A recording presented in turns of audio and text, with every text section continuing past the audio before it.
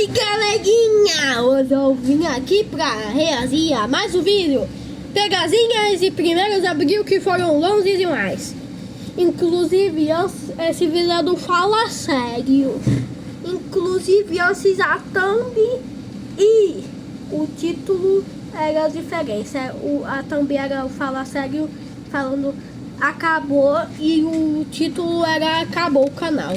Mas então vamos ver o vídeo das pegadinhas. O assunto é pegadinhas de 1º de abril, qual é o limite? Do assunto é pegadinhas de 1º de abril, qual é o limite? Fingir um desastre natural com risco de vida, convencer a polícia de que tá rolando uma invasão alienígena, quase iniciar uma guerra. Bom, eu tô aqui pra dizer... Iniciar uma guerra? Meu Deus! Esse limite é ultrapassado o tempo todo, de maneiras tão extremas que vão te deixar de queixo caído. Então, vamos dar uma olhada. Então... No 1º de abril, quando eu e minha mãe tínhamos acabado de acordar. Aí ela recebeu uma ligação do meu avô. Aí ele falou que o nosso time tinha subido para a Série A. Aí ela em si começou a comemorar. Aí ele disse 1º de abril. Aí a minha mãe ficou muito brava e eu também fiquei. Mas imito, foi boa. Essa foi boa. Foi uma boa pegadinha. Mas isso ainda me deixou bravo. Tem algumas das melhores e piores pegadinhas de 1º de abril, que foram longe demais.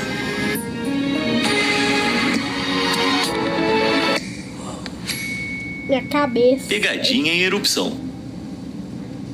Em uma manhã fria, na época em que os dinossauros vagavam pela Terra. Oxi! Também conhecida como 1974, os moradores de Sitka, no Alasca, apenas 24 quilômetros a oeste do Monte Edgecumbe, acordaram e viram uma coluna de fumaça preta subindo do vulcão adormecido. O vulcão, que teve a sua última erupção há 4.000 anos, parecia estar despertando. Compreensivelmente, os moradores entraram em pânico. Sim. Conforme a fumaça preta... eu também entrei em pânico. Subia, as estações de rádio locais e a polícia foram inundadas de ligações. O comandante da guarda costeira de plantão contatou o almirante da cidade vizinha de Juneau, que ordenou o envio de um helicóptero para investigar enquanto todos se preparavam para o estado de emergência. Conforme o helicóptero se aproximava do gigante em movimento, o piloto notou algo escrito na neve. Seria um pedido de socorro? Alguém estaria tentando alertar a cidade? Nada disso. Ao se aproximarem, as palavras 1º de abril ficaram nítidas. Era tudo uma pegadinha. Uma senhora pegadinha. Oliver Porky Beaker, um especialista em pegadinhas de toda a maior pegadinhas e todas as pegadinhas. Pegadinhas de 50 anos, acordou no dia 1º de abril e decidiu usar violência. Armado com 100 pneus, trapos, gel inflamável, diesel e bombas de fumaça. Meu Deus, como é que ele conseguiu um helicóptero e subiu até o topo de 400 metros. Lá ele jogou os pneus na cratera e os queimou. E pouco antes de partir, ele escreveu 1º de abril na neve em letras gigantes de 15 metros. Você deve estar se perguntando, esse cara sofreu alguma consequência por isso? E a resposta, surpreendentemente, é não. Acontece que Porky havia informado a polícia e a autoridade de aviação sobre a pegadinha com antecedência, e eles concordaram. As únicas pessoas que ele esqueceu de avisar foram os guardas costeiros, mas eles também levaram a brincadeira numa boa. Mas embora a história mirabolante de Porky tenha arrancado risadas de todo mundo, não se pode dizer o mesmo de outra pegadinha de vulcão que aconteceu anos depois. Em 1980, o Canal 7 de Boston teve uma ideia maliciosa. Já até tenho uma ideia do que vai acontecer. O canal vai passar uma notícia que o vulcão tá entrando em erupção. Fica vendo. Usando trechos de áudio fora de contexto do presidente Carter e do governador de Massachusetts, em que eles descreviam uma situação séria. Juntamente com imagens de arquivo de lava, o Canal 7 noticiou que o Monte Milton, também conhecido como a Grande Colina Azul, havia entrado em erupção. A cidade mordeu a isca e entrou em pânico. As autoridades locais foram inundadas com ligações de cidadãos desesperados. Um homem chegando a carregar sua esposa doente para a rua, com medo que a sua casa fosse engolida pela lava. O que era para ser uma pequena brincadeira se transformou em um verdadeiro desastre. O Canal 7 rapidamente se desculpou e, após uma investigação, foi oficialmente considerado que a brincadeira tinha ido longe demais e o produtor executivo foi jogado em um vulcão de verdade. Sério? Não tô brincando, ele só foi demitido. Tá. Gravado e enganado. Em uma manhã preguiçosa de abril em Houston, Texas, um homem desavisado estava prestes a vivenciar a montanha-russa emocional mais intensa da vida. Sua esposa comprou alguns bilhetes de raspadinha para ele e se acomodou para curtir o espetáculo. Vai estar dizendo que vai ganhar, mas era falso. Mas era um bilhete falso. Babe. What happened? Look, man. What happened? It's $5,000, man, for real. You lying. Man, I put that on everything, man. Look. $5,000 tickets, man. Ela ficou ali incentivando o marido e o cara achou que tinha ganho $5 mil. $5,000, dude. What the? Oh, look, this one says $10,000. Oh my God. Come on, babe. Look, We got... for real. Look. Oh my God. I show 100. Ele caiu direitinho, convencido de que havia ganhado $15 mil. Ele pegou as chaves e foi pro carro, pronto para sacar o dinheiro, quando a esposa finalmente revelou. Babe, you're gonna get mad at me. What? I broke more, man. You still broke. The what? It's April Fool. You still broke. It's fake, babe. I'm sorry.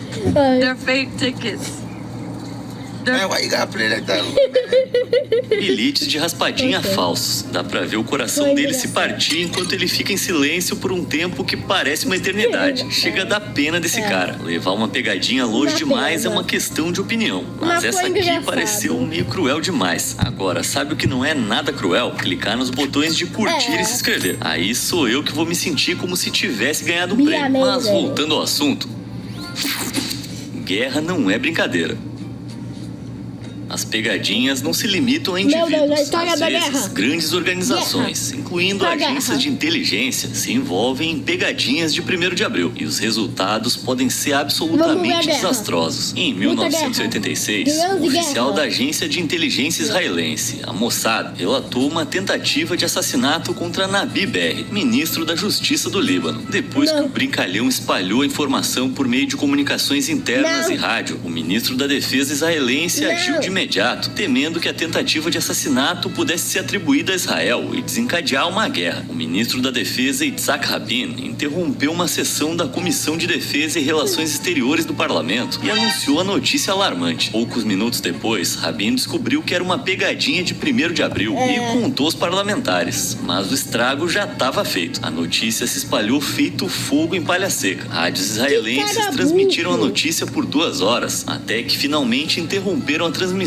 e divulgaram as correções. 2 estações de rádio libanesas também repercutiram a história. Já o governo libanês não achou nenhuma graça nesse fiasco, descrevendo como uma piada de mau gosto. Eu devo dizer que realmente não vi nenhuma graça nisso. Me parece só extremamente irresponsável e bem maldoso. Como resultado dessa brincadeira, o oficial de inteligência responsável foi condenado a 35 dias de prisão por uma pegadinha de 1º de abril que poderia ter provocado um combate de verdade. Completo idiota. Piada intergaláctica.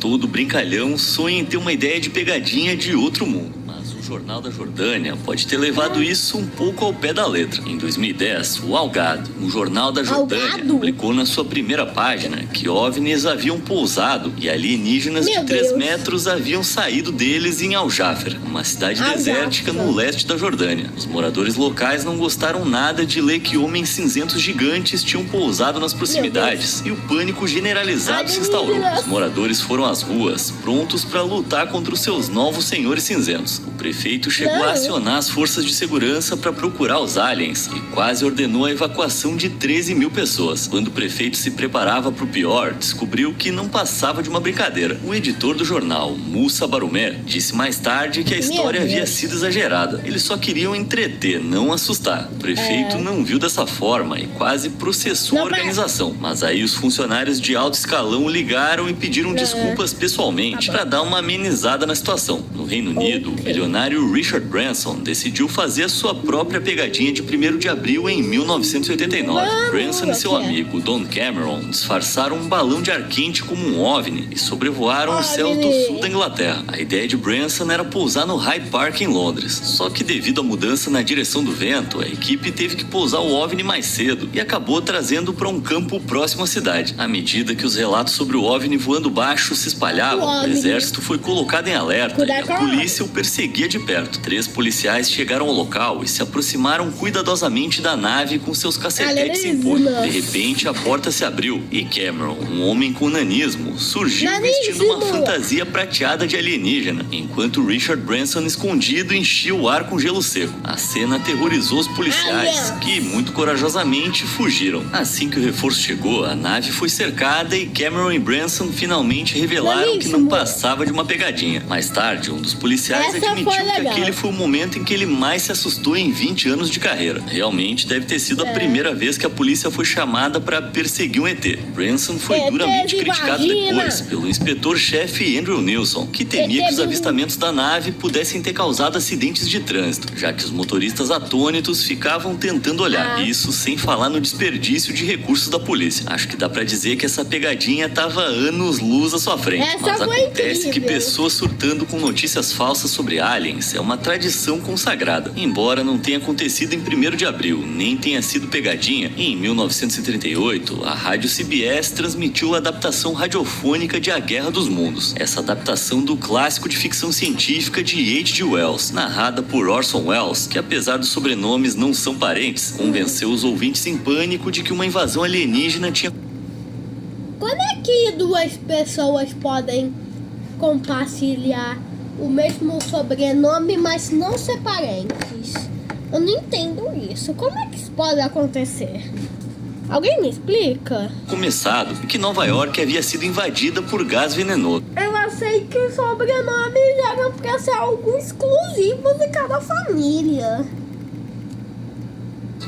Senhoras e senhores, essa é a coisa mais aterrorizante que eu já presenciei. Ao final da transmissão, o estúdio estava cheio de policiais e executivos de rádio, todos disputando o controle da estação. A Guerra dos Mundos mais parecia uma guerra contra péssimas ideias. Uma guerra contra si Pegadinhas à moda antiga. Pegadinhas de 1º de abril não são novidade. Ao pesquisar para esse vídeo, eu procurei jornais dos séculos 19 e 20 e foi bem fácil perceber como mesmo antigamente as pessoas já adoravam pegadinhas. Olha só esse exemplar do Baltimore Sun de 1912 que estava promovendo um concurso para encontrar as melhores pegadinhas de 1º de abril. Inclusive, de onde surgiu primeiro de abril.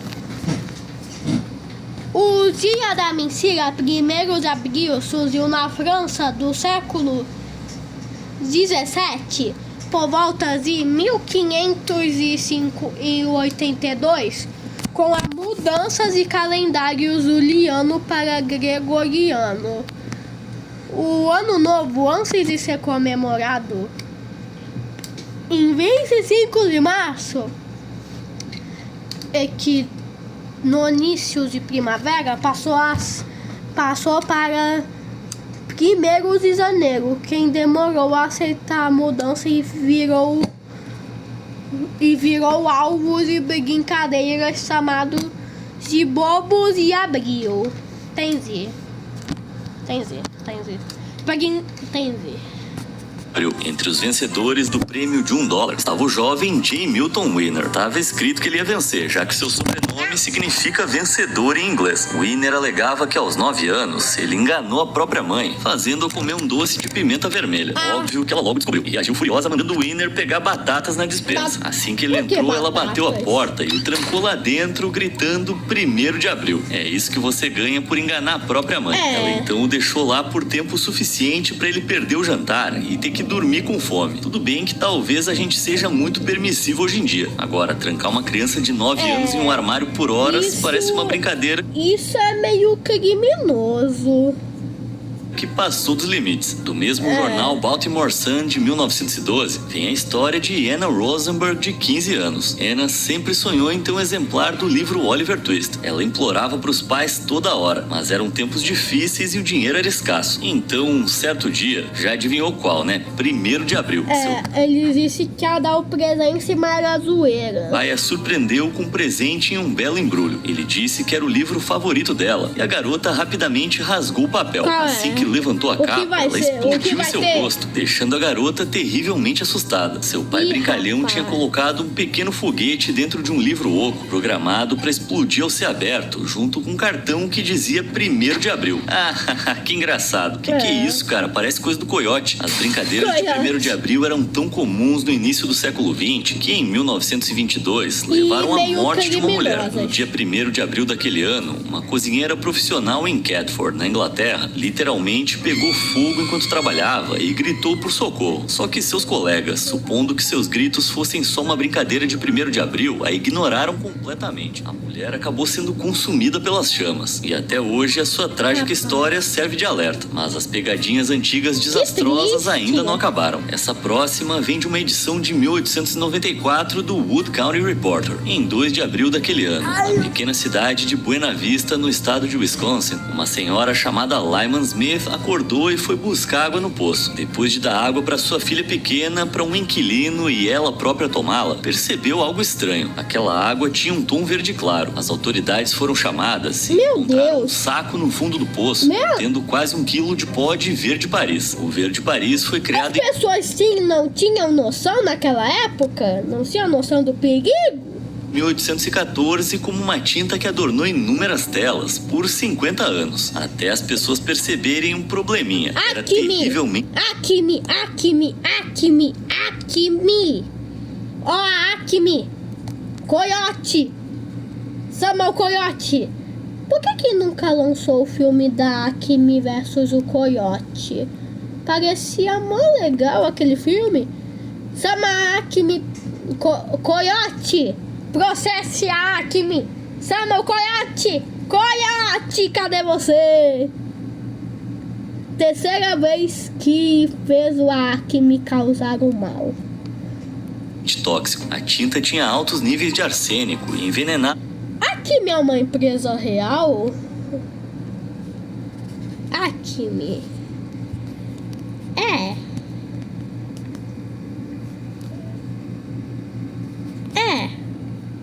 Ah, socorro! É uma empresa real? Acme, famosa nos desenhos do Papaléguas por vender produtos defeituosos ao Coyote, é primariamente uma empresa fictícia da Warner Bros.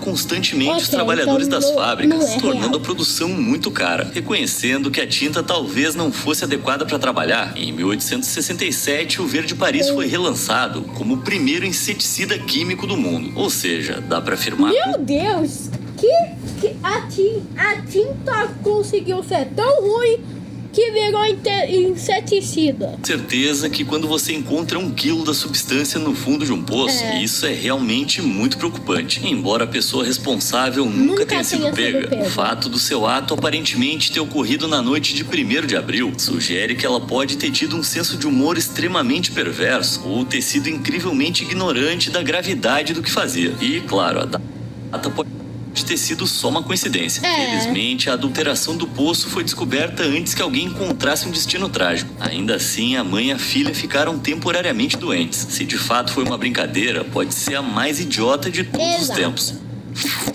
Trote ameaçador. Trotes telefônicos são uma das brincadeiras mais clássicas que existem. desde perguntar se a geladeira tá funcionando, até fazer vozinhas engraçadas. Os trotes podem ser uma brincadeira inofensiva até que deixem de ser. Em Larnaca, no Chipre, 4 locais foram evacuados depois que alguns telefonemas sinistros colocaram as autoridades em alerta máximo. Em 1º de abril de 2019, uma ameaça de bomba foi feita ao Aeroporto Internacional de Larnaca. Quase ao mesmo tempo, 2 shoppings próximos receberam e-mails alertando sobre itens suspeitos. Mais tarde naquela noite, um cassino próximo também recebeu uma ameaça de bomba. O aeroporto, os shoppings e o cassino foram obviamente evacuados. E esquadrões antibombas apareceram para procurar dispositivos, mas felizmente nada foi encontrado. As autoridades suspeitaram depois que se tratava de uma pegadinha extrema de 1º de abril. Ninguém foi oficialmente acusado pelas atividades, mas se o histórico de pegadinhas extremamente inapropriadas do Logan Paul serve de parâmetro, provavelmente foi ele. Não, Logan Paul não. Como é que... Logan Paul... Acho que é Logan... Eu não sei como fala o nome do cara. Ai, eu tô com sono.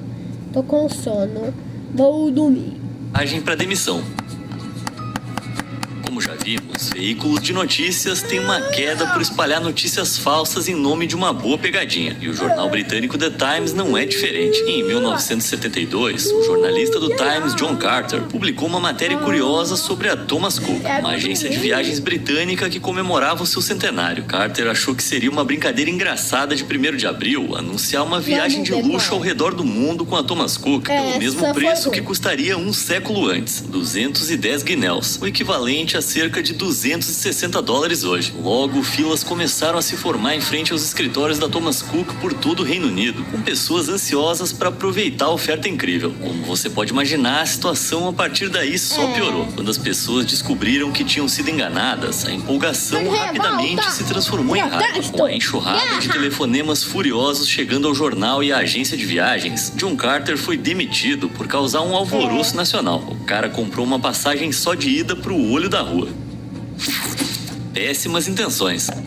Qual vai ser? As melhores pegadinhas de 1º de abril são inofensivas, engraçadas e simples. Só de ida pro olho da rua. Que é Péssimas isso? intenções. As melhores pegadinhas de 1º de abril são inofensivas, Tá com eco? Fala sério. engraçadas e simples. E, mais importante, elas não exigem que alguém passe o dia inteiro limpando bagunça. Mas os brincalhões da Siegel High School, em Murfreesboro, no Tennessee, parece que não foram informados disso. No meio da noite, um grupo de alunos do último ano entrou sorrateiramente na escola e espalhou centenas de copos de papel meio cheios de água pelos corredores. Na manhã seguinte, os zeladores, professores e alunos ficaram atônitos e extremamente frustrados. Uma ótima pegadinha, com certeza. Só não pra quem teve que limpar. Já essas 2 garotinhas usaram uma versão menor dessa pegadinha com o avô, enchendo o escritório dele de brinquedos. Can you believe it?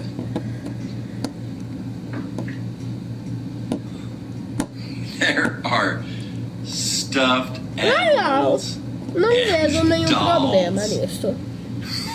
everywhere. Ah, uma pegadinha bem inocente. E claro que o vovô ia se vingar. Qual será a And it looked vingança? like there was something in your room.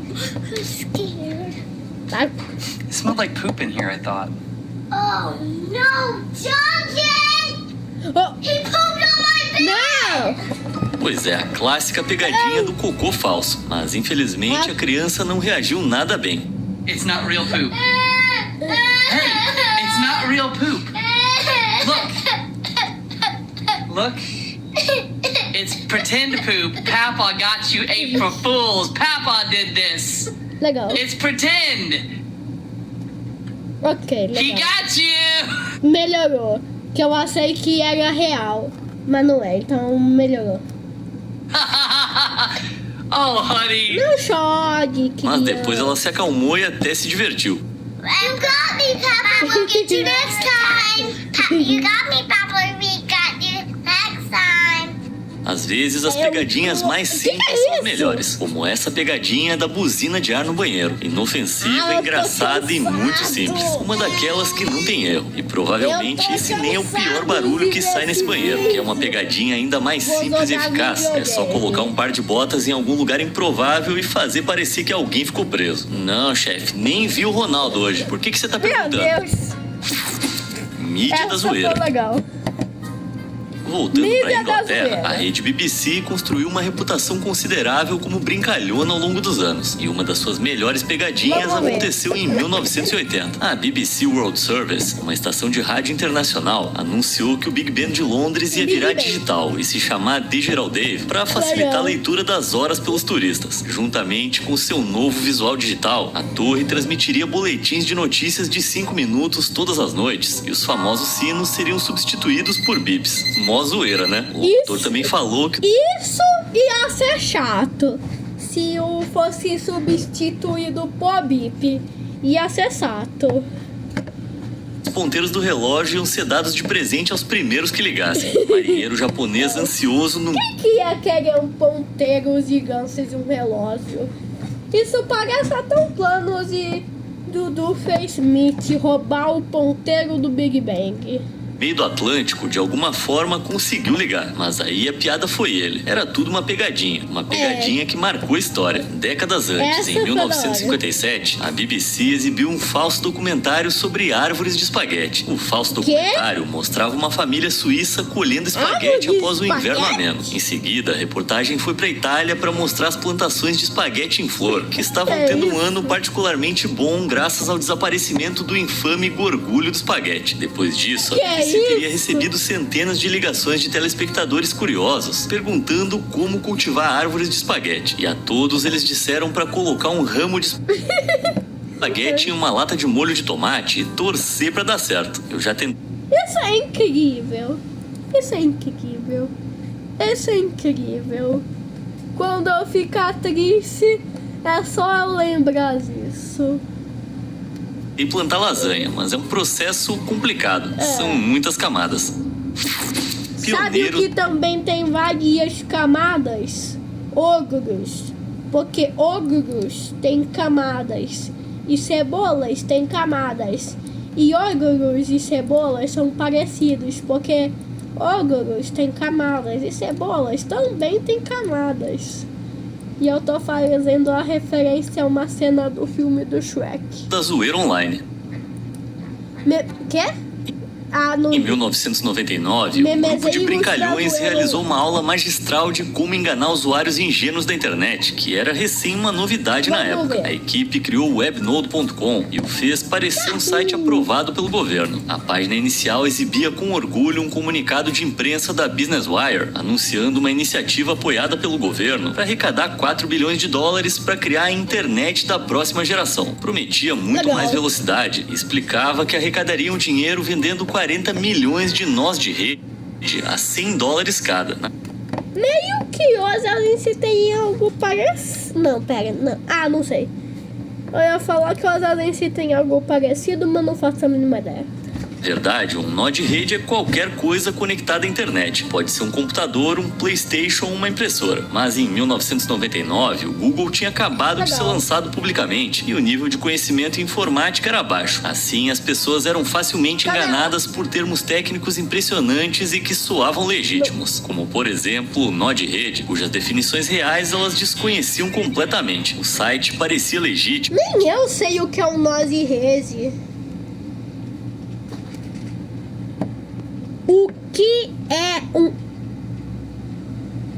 O que é um nó de rede? Eu odeio esse novo Gemini. O que... Ah! Maldito! Tá, calma, deixa eu ir pra um lugar seguro. Então. Espíritos amaldiçoados. Não, eu entrei no piso errado. Um nó de rede é qualquer dispositivo físico. Ah, foi que ele disse. Por que minha webcam tá bugada? Ah, voltou. O site parecia legítimo e estava sendo mencionado positivamente em fóruns financeiros confiáveis, como o Silicon Investor. A única pista de que era falso é que o comunicado de imprensa tinha uma data. Isso mesmo, 1º de abril. Mesmo assim, os autores da brincadeira receberam 1.400 e-mails nas primeiras horas. Em 24 horas, a situação já tinha saído tanto do controle que a equipe foi forçada a revelar que tudo não passava de pegadinha. A Business Wire, empresa mencionada no falso comunicado de imprensa, exigiu que eles removessem tudo. Os autores da brincadeira, então, simplesmente mudaram o cabeçalho do comunicado de Business Wire para Business Wire. Genial. Só que a Business Wire... O que ele disse? Nada no falso comunicado de 4 horas, a situação de imprensa exigiu que eles removessem tudo. Os autores da brincadeira, então, simplesmente mudaram o cabeçalho do comunicado de Business Wire para Business Wire. Genial. Só que a Business Wire não aceitou. Eles chamaram o FBI e processaram a equipe por fraude. No final, a Business Wire ganhou $27.500 em indenização e os autores da brincadeira, Janice Shell, Jeffrey Mitchell e William Urich, tiveram que remover todas as seções do site que a Business Wire não aprovasse. Mas por que eles fizeram isso? Bom, surpreendentemente, até que foi uma ideia nobre. Eles queriam ensinar ao público que não se pode confiar em tudo que se lê na internet. William Urich alegou que os seus pais foram enganados quando ele era criança e que por isso se sentia motivado a impedir que isso acontecesse com mais pessoas, numa época em que golpes na internet que inflacionavam os preços das ações eram comuns. Tá, mas essa época aí já era, né? Isso não acontece mais, né, galera? Mais ou menos. Acontece. Pegadinha TV. Mas com menos frequência. No dia da mentira, as TVs deixam de ser simples caixas de entretenimento e se tornam metralhadoras de pegadinhas. O jornalista do estado de Idaho, Nathan Larson, estava fazendo compras no supermercado nessa data em 2019, quando recebeu essa mensagem surpreendente de sua esposa. A TV tinha quebrado. Essa não. Quando Nathan chegou em casa, ele foi recebido e levado até a TV por seu filho de 4 anos, que confessou ter jogado um brinquedo dos Transformers nela. Mas a sua esposa, que não é nenhuma brincalhona nata, era uma TV com vídeos de TV quebrada.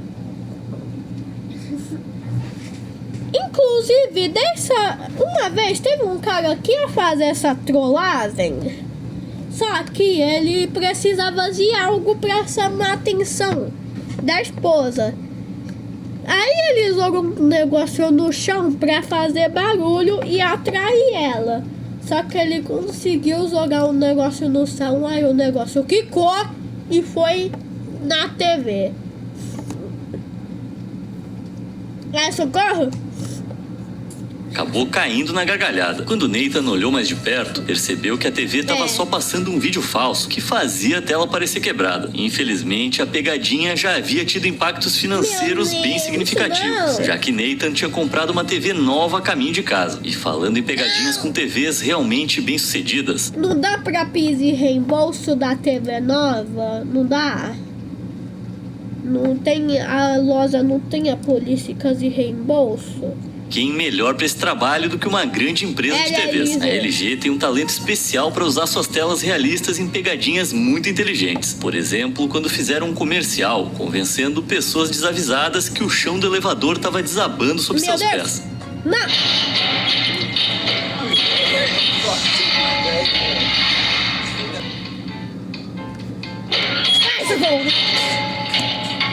Se isso acontecesse comigo, eu ia ficar com muito medo. Provavelmente eu ia ser enganado nessa pegadinha.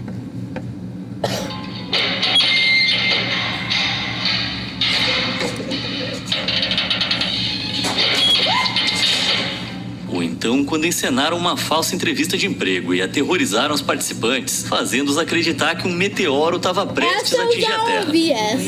Eu já ouvi essa história. Bueno, principalmente...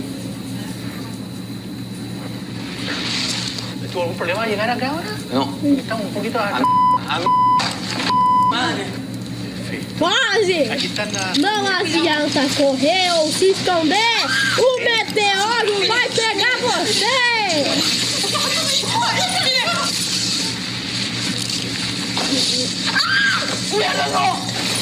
Morreu! ¿Hay alguien? Don César. Eu queria ser uma dessas pessoas que foram trolladas. Ia ser muito engraçado.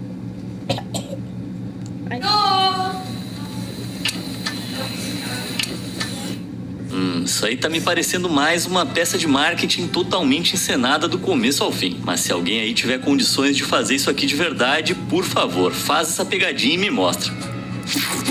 Pegadinha permanente. Poder fazer. No início dos anos 2000, a estação de rádio KURB da Califórnia anunciou um concurso. Qualquer pessoa que tatuasse o logotipo da rádio 93 Rock na testa e fosse até a emissora, ganharia $100 mil. E não deu outra. David Winkleman e o seu enteado... Teve um cara que a vida dele foi estragada por uma dessas pegadinhas de tatuagem na cara. Teve um cara que a vida dele foi estragada por causa disso. Richard Goddard foram lá e se agarraram na oportunidade. Sem ler as letras miúdas, eles correram para um estúdio e se tatuaram. Depois de algumas horas agonizantes, saíram com os logotipos permanentemente gravados em suas testas. Animados, eles correram para a rádio e descobriram que era uma pegadinha. Não passou de uma brincadeira para entreter os ouvintes. Os dois processaram a emissora, mas infelizmente, e talvez injustamente, tudo foi rapidamente arquivado. O caso foi até dramatizado na série de TV Personal Injury Court. Sério, que situação lamentável. Deve ser. É nós na fita. Esses caras. Essa é a Emily. Emily tá presa atrás de uma parede de fita adesiva porque é a sortuda filha de Wildman Phil. Enquanto ela dormia, Phil cobriu a porta do quarto dela com uma fita adesiva de alta segurança para prendê-la lá dentro. Eu quero saber o contexto dos acontecimentos e do porquê ele fez essa trollagem. Primeiro de abril não precisa ter contexto pra trollagem.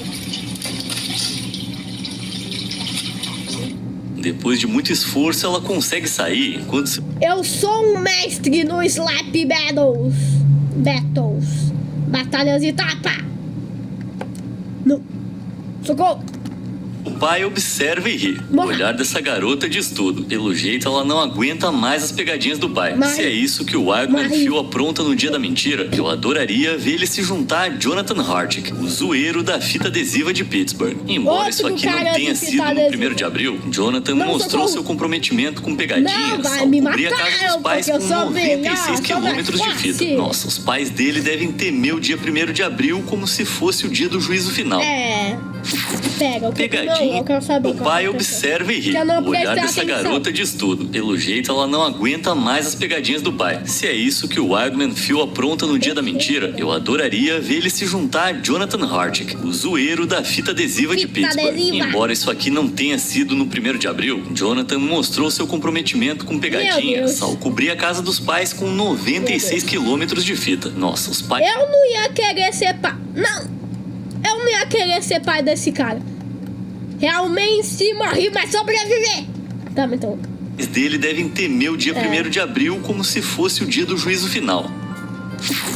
Pegadinha insalubre. Morre. Não.